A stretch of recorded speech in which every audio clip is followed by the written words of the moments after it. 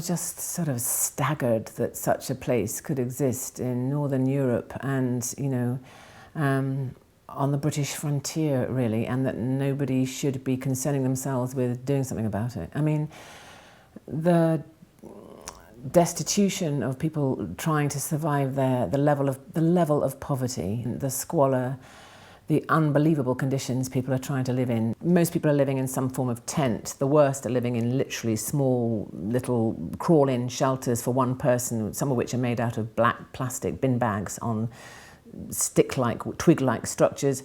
If you know, there are other sort of actual tents which are obviously low to the ground. So there's wet, there's cold, there's mud, there's condensation makes the insides of these tents very wet. One person took me in and said, "See my tent is wet," because he had some tiny form of heat in this freezing temperatures, and the heat was creating condensation, which was making everything wet inside the tent. So it's wet out and in. The place is swilling in mud, in litter.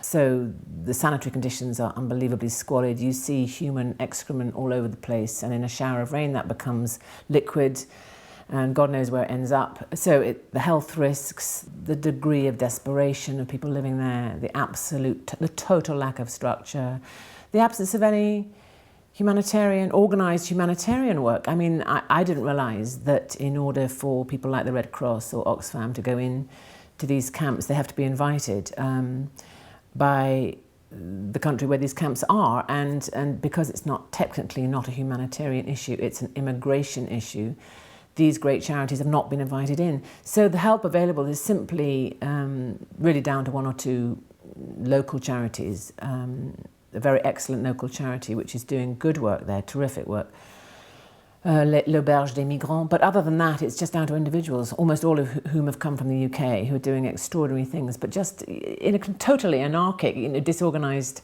way. People are coming and doing terrific initiatives, but there is no organisation. It's an extraordinary anarchic sort of situation.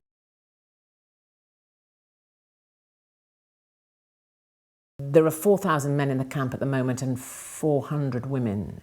So actually, the women's situation is the worst of all because they're in danger. You've got 4,000 men cooped up in this camp. The women can't even emerge. They can't even mingle, in the community. They can't even make use of what resources there are. The barber shop I saw in the Afghani sector, the hammam, the little restaurants that have been set up, the library. They can't even go around and use the limited resources that there are. They're literally sort of sequestered away. I mean, that's a terrible situation. Apparently 100 of these 400 women are already pregnant. I think the only way of surviving, I heard, is to have a man who is your man, who looks after you and fights off other men. But that's not that's not a reality any woman should have to be forced to make. Some sort of deal with some man who chooses to be her protector. Then there are issues surrounding children. There are children in the camp who are unaccompanied, and that's perhaps the greatest concern of all, if there is a hierarchy. Some of these children have found their way miraculously to this camp, having lost touch with their parents or their siblings along the way. And some of them have rights to asylum in this country because they have family members in the UK. At the moment, nobody's addressing that issue. There are a group of lawyers who are fighting for some of these children in the courts, actually, but the Home Office's response so far, I believe, is to have said the rule is, you apply for asylum in the first safe country you come to. And at the moment, they're in France, so that's where they should apply. But they have rights to asylum here if they have family members here. And anyway, that law is ridiculous in the face of the fact that we are an island. You can't come into England unless you are on a plane and you land and make your asylum claim at Heathrow or some such airport. And no, refugees are not arriving in planes. So they have to pass through other countries to get to the UK. So that is really an obsolete piece of asylum legislation for these people. And the kids, kids are trying to look after themselves in this camp. It's surely only a matter of time before they are, very, very vulnerable to trafficking or to all kinds of abuse.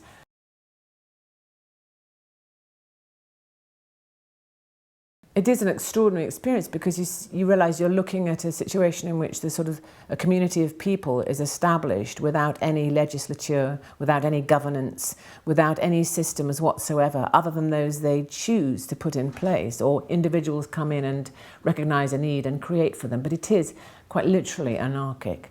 There are some fantastic initiatives there. There are really wonderful things that individuals have done. There's a very remarkable man who has set up a vaccination shed in which he's trying to vaccinate people against hepatitis A, B, typhus, tetanus and flu. At the moment he's finding it very difficult to get to the women, again because they can't come into his vaccination shed. But I think he's managed to vaccinate a lot of people. He's done that entirely off his own bat and got vaccines donated by pharmaceutical companies. It's remarkable. There's these two amazing young men, Joe Robertson and Joe Murphy, who've set up this Good Chance Theatre.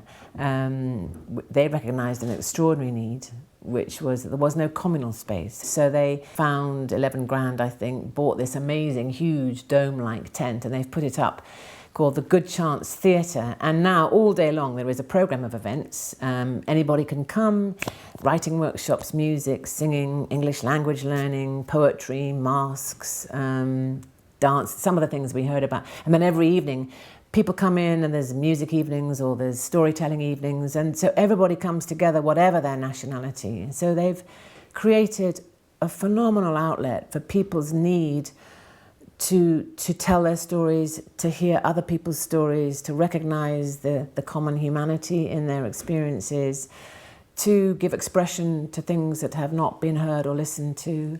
And apparently it's had an enormously sort of beneficial effect on reducing aggression between nationalities and so on. There's another amazing woman, Liz, who apparently comes from the fire service in the UK, and she's done lots and lots of work to help protect the women and children. She's had a whole area constructed out of sort of wood and fencing, which is women and children only. So a kids' playground has been sort of built in there. A women's distribution centre has been set up so they don't have to jostle and fight with the men for access to donations. So, these are remarkable people doing amazing stuff, but there's no organisation.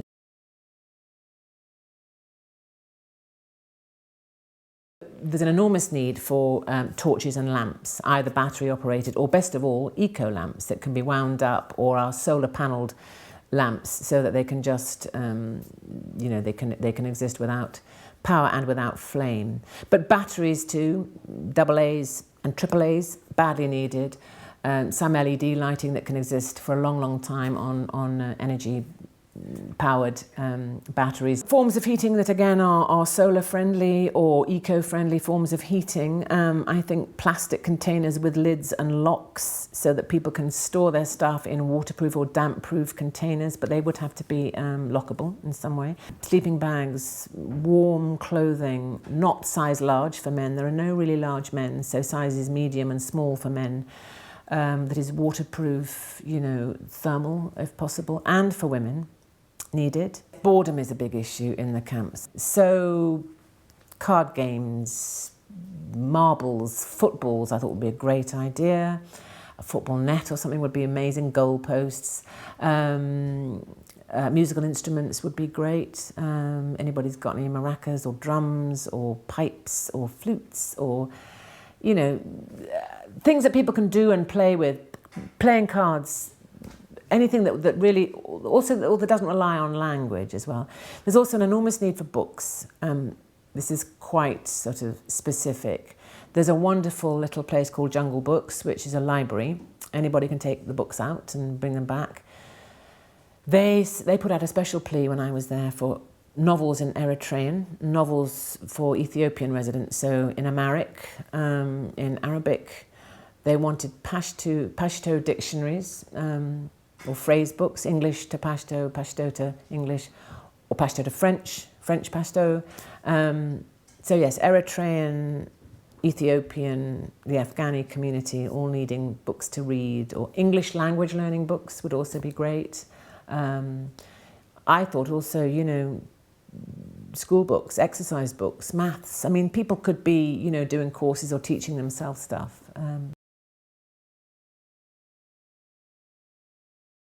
Don't send anything that requires electricity. It's no good sending hair dryers or electrical goods of any sort because there is no electricity. So don't send those, don't send high-heeled shoes or inappropriate clothing or summer clothing. Don't send men's large clothes. Don't send size large because the men are all mediums or small sizes.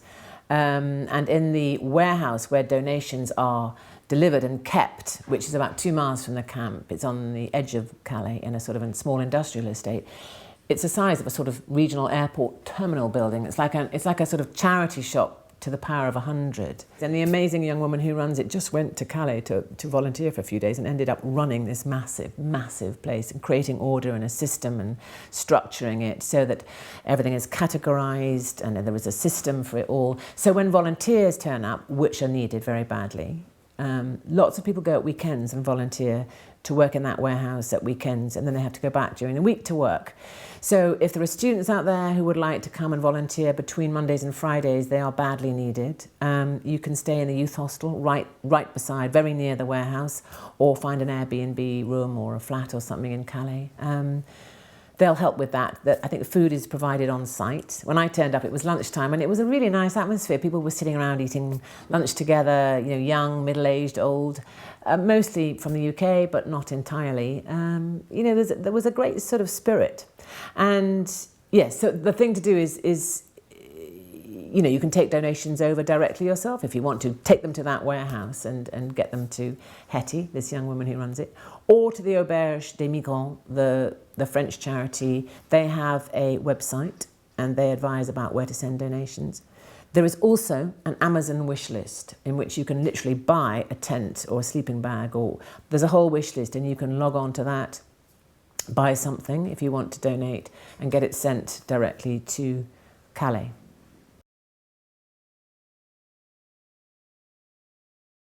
Sure that many thousands, tens of thousands of people feel like I do, that this is no longer a news item or a series of news items. This is a moment in history. You know, we are living through a huge, turbulent moment in history, and we will be looked at and assessed for how we stepped up to the plate or failed to. I've no doubt at all that in 100 years of, you know, people will be looking back at this era, this extraordinary shift in global populations, this mass migration, huge refugee state, and looked at the way we either recognised it or failed to, and how governments did or did not recognise it. And, you know, the lack of humanity in our governments is staggering. I mean, that the British government should say, well, it's not our responsibility to help those parentless children in that camp because they should apply for asylum in the first country they come to. I mean, it's an act of unimaginable barbarism. You know, whatever they say doesn't alter the fact that those children, as I speak, are trying to survive there.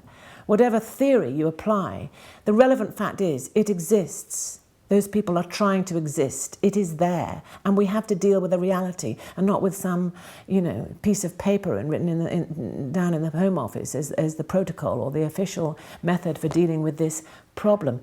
It's there, but for the grace of God go we. You know, and who knows? In 25 years' time, we may be trekking around the world trying to find somewhere to live with our belongings on our back. This is not, you know, there is no us and them. There is only us. And when we